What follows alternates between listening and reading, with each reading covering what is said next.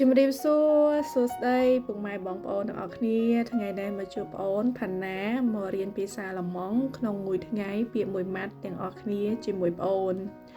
នៃអត្ថបទនៃរបស់បងអូននៅក្នុងថ្ងៃនេះពាក្យថាអត់ទោសខ្ញុំស្ដាប់អ្នកមិនយល់ទេឬ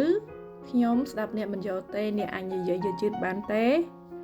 តើក្នុងភាសាអាល្លឺម៉ង់គេនិយាយបែបណាមកស្ដាប់ជាមួយបងអូនទាំងអស់គ្នាពាក្យនេះប្រយោគនេះនៅក្នុងភាសាអាល្លឺម៉ង់អាចនិយាយបាន5ពាក្យឬទៅ6ពាក្យគឺនិយាយបានច្រើនមែនទែនប៉ុន្តែន័យតែជាមួយគ្នាទេន័យហ្នឹងបានន័យថាអត់ទោសខ្ញុំស្ដាប់អ្នកមិនយល់ទេតែអ្នកអាចនិយាយយឺតបានទេឬខ្ញុំស្ដាប់អ្នកមិនយល់ទេអ្នកថាម៉េចពាក្យតែមួយន័យតែមួយសំទោសនៃតែមួយពាក្យផ្សេងគ្នាឥឡូវយើងមកស្ដាប់បងប្អូនកុំឲ្យខាតពេលយូរ Ich habe dich nicht verstanden Ich habe dich nicht verstanden បានន័យថាខ្ញុំស្ដាប់អ្នកមិនយល់ទេមិនយល់ន័យទេពាក្យមួយទៀតគេនិយាយថា Kannst du das bitte wiederholen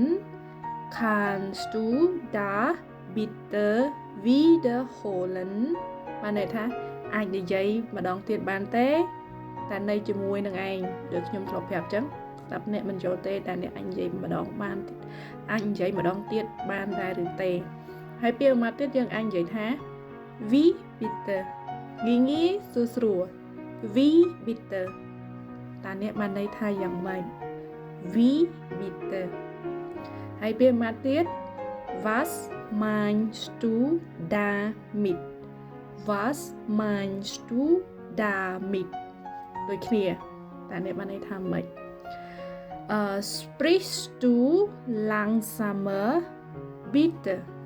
Sprichst du langsamer bitte តែអ្នកអាចនិយាយយឺតបានទេខ្ញុំស្ដាប់អ្នកមិនយល់ទេន័យតែមួយ Was hast du gesagt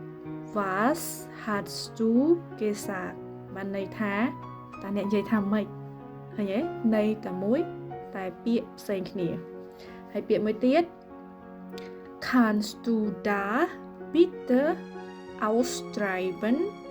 Kannst du da bitte ausschreiben ពាក្យតែមួយន័យសំទោសន័យតែមួយពាក្យផ្សេងគ្នាបើថាក្នុងភាសាអាល្លឺម៉ង់វាធ្វើឲ្យយើងពិបាកយល់ណាពាក្យខ្លះស្រួលតែមិនលើកមកនិយាយគឺក្នុងភាសាអាល្លឺម៉ង់ហ្នឹងគឺវាអញ្ចឹងវាស្មុគស្មាញច្រើនវាធ្វើឲ្យអ្នករៀនដូចជាខ្ញុំជាដើមអញ្ចឹងក៏ស្មុគស្មាញដែរក្នុងភាសាអាល្លឺម៉ង់គឺស្មុគស្មាញបំផុតតែខ្ញុំជួបប្រទះអញ្ចឹងហើយពុកម៉ែបងប្អូនយើងចេះពាក្យណាស្រួលយើងនិយាយពាក្យហ្នឹងទៅ Wie bitte យើងសួរហ្មង Wie bitte Entschuldigung Wie bitte បានន័យថាអត់ទោសតែអ្នកនិយាយថាយ៉ាងម៉េចខ្ញុំស្ដាប់មិនយល់ទេ Wie bitte មួយម៉ាត់នេះគឺឈ្នះអស់មាសត្រូវមកមកចាំវិញនិយាយវិញឆ្ងាយហើយយើងខ្មែរសលេងតង់យើងវាអត់ដូចភាសាគេអញ្ចឹងយើងនិយាយខ្លីៗ Wie bitte Entschuldigung Wie bitte បើយើងចង់និយាយច្រើនពាក្យនៃតែមួយឈឺក្បាលវិញទេពុកម៉ែបងប្អូននិយាយពាក្យខ្លីៗប៉ុណ្ណឹងបានហើយចាអរគុណច្រើនខ្ញុំសង្ឃឹមថាវីដេអូនេះនឹងមានប្រយោជន៍ទៅដល់ពុកម៉ែបងប្អូនចាប់ផ្ដើមរៀនភាសាអាល្លឺម៉ង់អរគុណបាយបាយ